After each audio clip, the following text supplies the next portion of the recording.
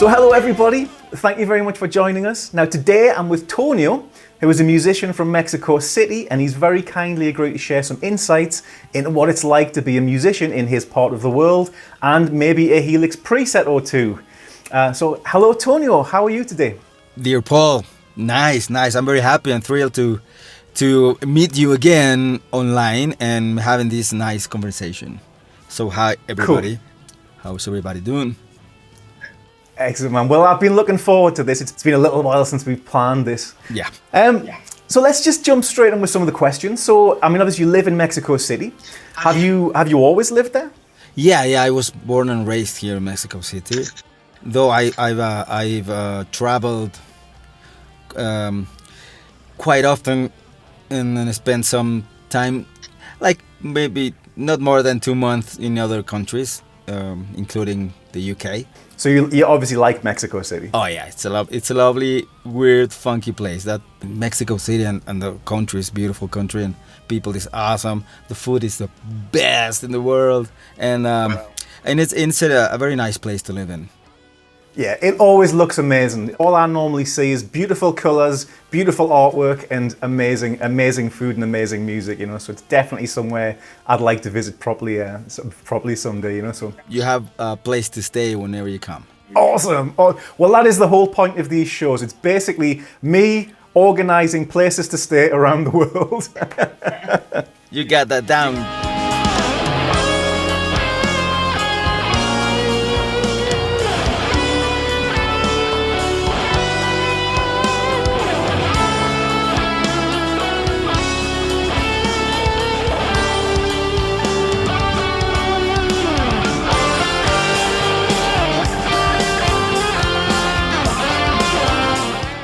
I've been checking out all your Facebook links and YouTube and everything, so I know what you do. But like the music that you do, can you tell us a little bit about that? Yeah, of course. Since I was a little kid, I was always drawn to rock and roll type of thing, and I grew up listening to classical music and Beatles and all what my mother used to listen to. I have to say, I didn't grow up listening to much of local things. So I'm not much into Mexican music like such. I mean, I do like it when you are having a beer in a party. So yeah, bring the mariachi over, and that's very nice. But I actually grew up listening to music from other countries, like all over Europe and the States, and in English. It seems to be a very common thread with doing these, that the people that I'm talking to have very similar influences to me. You know, we kind of, no matter where in the world you are, we kind of grew up on the same kind of guitar music, you know. And sorry, that's because here, when I was a kid, it was a long time ago, I have to say. When I was a kid, there wasn't much music made here of that sort. So all that we could find, it was from somewhere else. So that's a main reason. right, and obviously you make a living from music. So what does that involve? Yeah. I'll try to lay it out for you. Mostly, I have two projects, two original music projects, rock bands. One was it's an older project from the 90s when I started that band when I was 19 years old, so I was still a teenager, and that band is named Coda, like the Zeppelin album, and that we did pretty decently back in the day, and we're still together doing shows and some touring and stuff. And then in the 2000s, I made another project named QBO, which we named it's a QBO. It's a I forgot the word. It's a like cube, which in Spanish is cubo. That is more like an alternative metal kind of thing that I actually love. That's my favorite project. We're a 3-piece band, and I sing there, or at least that's what I trick everyone to think. and and then so that those are my main music projects. But I also have a solo project, instrumental stuff as a guitar player, and I do guitar clinics for different brands, all the bands that I endorse, and they endorse me back, like Line 6 that I actually love so much. And so I actually do those guitar clinics also, and I teach guitar, and I'm also a record producer, mixer. I do recording engineering and mixing engineering and mastering engineering. That's what I do here in my lovely studio that we're watching right now, which is the new one. I moved my house, I moved my studio to this lovely place, and it's amazing. I really love it. I'm here 24/7. I barely see my wife.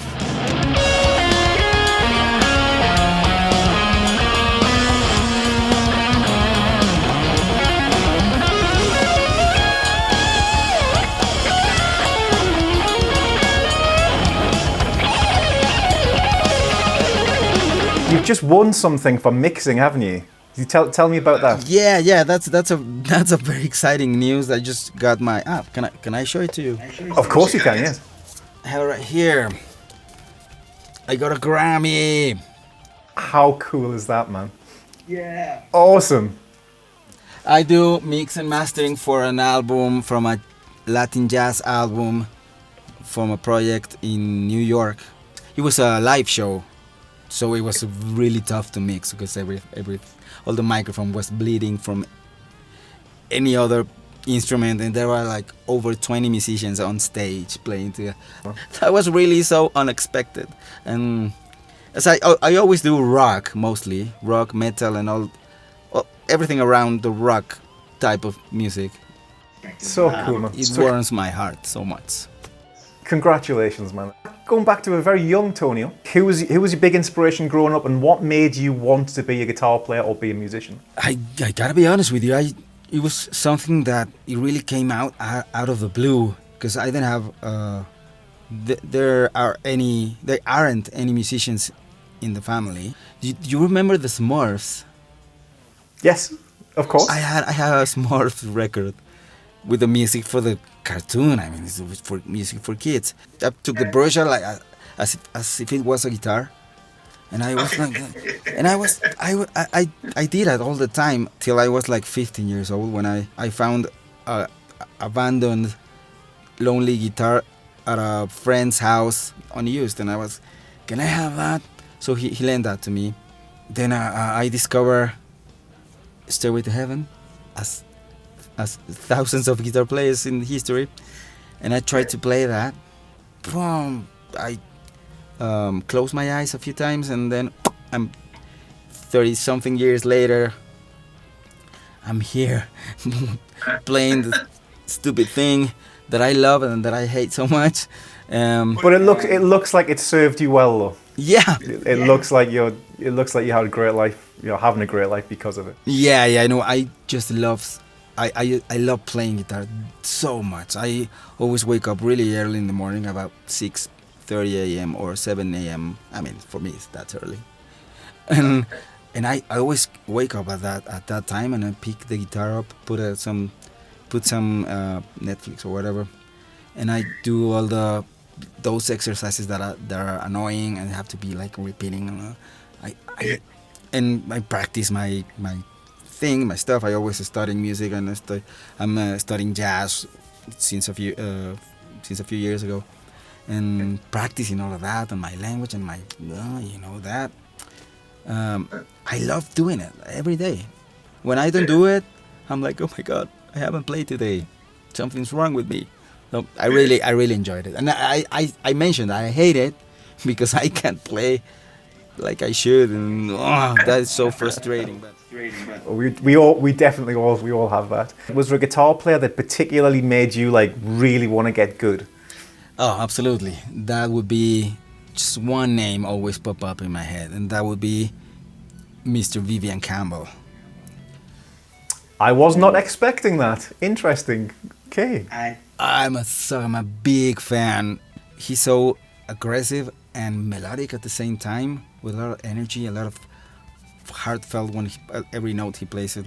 So he got me, and I love the guy, and I got to meet him in '93 when my band Coda, we opened a gig, a tour with Def Leppard.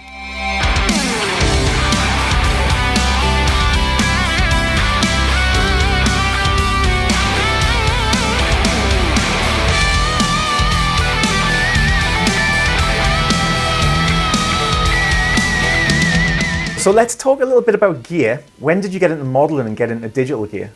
I was an old school guy, an old tube amp, stomp, which I really love, and I don't think I'm gonna stop loving that ever. Yeah, you don't have to stop. There's room for everything, I think. Exactly, which is amazing. It's beautiful, but touring, it's a pain in the butt. If you ever got to have a nice, amazing tube amp and blah, you can't take it on tour unless you have like really good money to pay for the extra baggage and the flights, and unless you're Metallica, I don't think you can do that. And even they don't do that anymore since quite a few years ago because of modeling. I was having some problems with some shows with the gear and the amp that I in each city. We got you this, and I was like, oh, come on, I'm not playing with that. And I stumbled with the modeling era, and I tried everything in the market at that time. It was like 5 years ago, and I still wasn't sold because that digital kind of mid-rangey in the upper mids, that like really annoying to my ears. And I'm like, nope, still digital, no. But keep searching. I learned about the Helix, so I went to Yamaha Line 6 here in Mexico, and hey guys, remember me? I would like to try this. And hey, of course, please give it a shot. And they gave me one. I made a really quick preset, like a 5-minute preset. Yeah. And I tried it on studio. I record. That was my main thing. That I was already sold with that. I had a session that I recorded in Los Angeles, in the Paramount Recording Studios, and it was a really nice recording in an big SSL with Neve preamps, and you know the drill. Nice amps, and everything was amazing and beautiful, and it sounded really cool. So I did my 5-minute preset. I recorded another 2 tracks of the main rhythm guitars, and I tried to A/B them with the original recording and then the Line 6 Helix thing. And I'm like, come on, you gotta be kidding me. You've gotta be kidding me. I can't believe it. I was so upset that it sounded so good. I can't believe this. And then that's it. That's it. I don't need to hear more. And I took that on tour. Everything was amazing. My sound guy, the front of house engineer, he was like the happiest guy ever in the room. Like, yeah, no bleeding and everything sounds so good. So yeah, from that point to here, I only use Helix for absolutely everything, even here in the studio.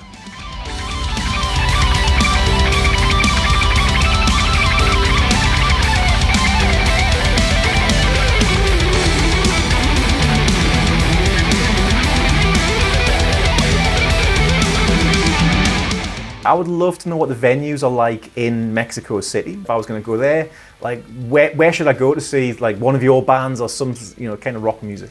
Yeah, I mean, that's a very tricky question because everything shifts really crazy here, especially with the rock music, with the rock scene, because the rock scene is not that big here. So what would just be a good music venue to see local bands? Actually, I just had a show a couple of weeks ago with Kubo there, and it was amazing. And it's a small club with very nice audio, and it is called La Piedad, which it's Spanish for the mercy or something like that, like mercy, have mercy. I don't know how to translate that, but that is a really nice small venue. Not that small. I mean, you can fit like 400 people there. It's really, I mean, it's not tiny, And there's a very very good place to look for. There's another one which is funky and funny to go. Doesn't sound that good, but it's a really nice place. It is called Indie Rocks. It's a nice venue also. And one of my favorites, which is more like a concert venue, not a bar or a. It is called El Lunario. It is part from the. It is on the same building as the National Auditorium here, which is a lovely place to do shows also, but it's like 10,000 people. And there's the smaller venue right behind it called El Lunario, which is like the Lunario would be like where you watch the moon, whatever. Lunario, and it's for about 1,000 people. Really nice stage, nice lights, nice sound. It's a really nice place. That I've had quite a few shows there. But that's all. That's about big venues. There's the Teatro Metropolitan, which everybody goes there. Joe Satriani, Steve Vai just had a show there, like for 3,000 people maybe. But for bars, or I want to have a beer and look a nice band, yeah, that I think that would be a very nice place. If you come, I'll take you there. Cool. And so is the music scene very strong there for a lot of bands? Yeah, there are a lot of bands and great bands. Over the last few years, the bands are getting better and better. The musicians are amazing, great singers, great guitar players, and overall great musicians. I'm very glad to be a witness of that development of all the musicians in the rock scene, because there has always been jazz music here, which amazing guitar players and amazing musicians, pianists, like you go nuts about them. But in the jazz scene, in the rock scene, it was like kind of shaky for a few years, or maybe 20-30 years ago. We're like, but then everything is developing and it's sounding really cool. Cool. So where do all these bands buy their guitars? Like, where's the guitar store of choice that you go to buy all your Line 6 gear in Mexico City? Well, obviously, there's a very nice store that I've done quite a few clinics there. It's the Yamaha store. It's a really legendary store in a very nice area of the city, in front of a pretty big park. Not as big as the ones you have there in London, because they're amazingly beautiful. No, but it's a beautiful park. It is called Parque Hundido, like Sunken Park, and right in front of it is probably the main store and school from the Yamaha guys, and that's a very nice store. They have set up a nice guitar shop where you can bring your guitar to repairs and everything, and this is a really nice one. And around the same area, that there were ones of my favorite also. There's one store that I really like that is called Quality Guitar. That is a tiny store, but with such great products there, all boutique. And there's another one called Guitar Gear. Those guys are amazing. Really nice setup in an old house. It's a different vibe for a store. Cool. I love that.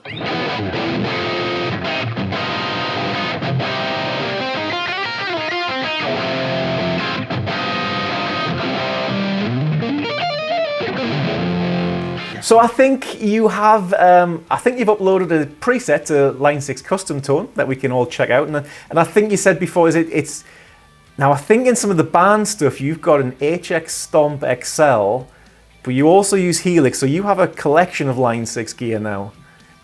Yes, I'm a sucker for Helix. Cool. The thing is that my configuration, that's what I love about Helix, that you can really like mold whatever you need to have there on the controller, on the pedal board. So I have a snapshot. The snapshots are the invention of the century for musicians. It's amazing. So I have 4 snapshots down there and stumps. I have my main rhythm, a crunch guitar which doesn't have any effects on it, only the distortion or the overdriven sound. And then I want some delay for this transition, so I push the delay. So that's what I do with the stumps on the Helix. And then for smaller shows or more uncomfortable travels, flights or whatever. So I got the Stomp XL.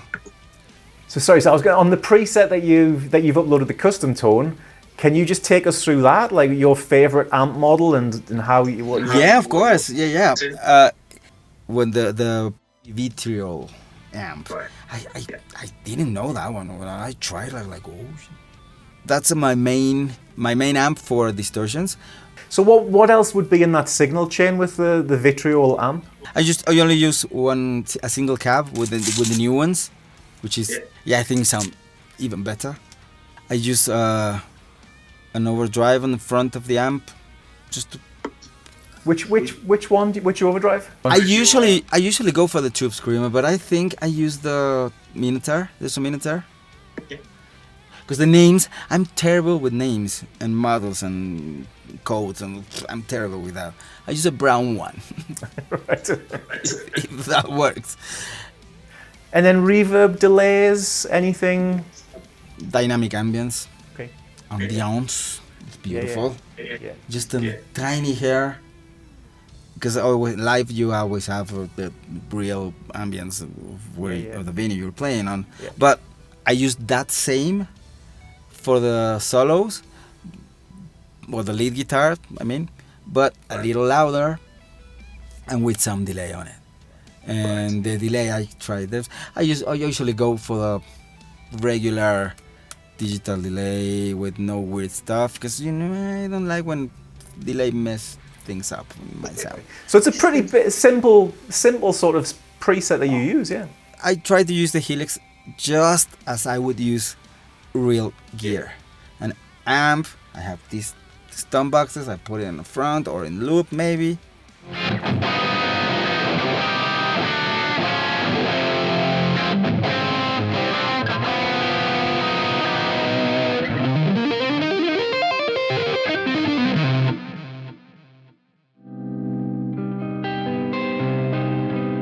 Thank you so much for sharing the preset and everything. That's great. Thank you for all the extra footage that you've added to this video, or you're going to add to this video of your wonderful city and stuff. So all that's left to say really is thank you so much. And I really hope, I'm looking forward to hearing the preset, and I really hope I can come out there and see you. I always watching your presets and what you bring to the table into the social media about the Helix. Really nice stuff. Oh, thank you. It's a really pleasure to be talking to you, my friend.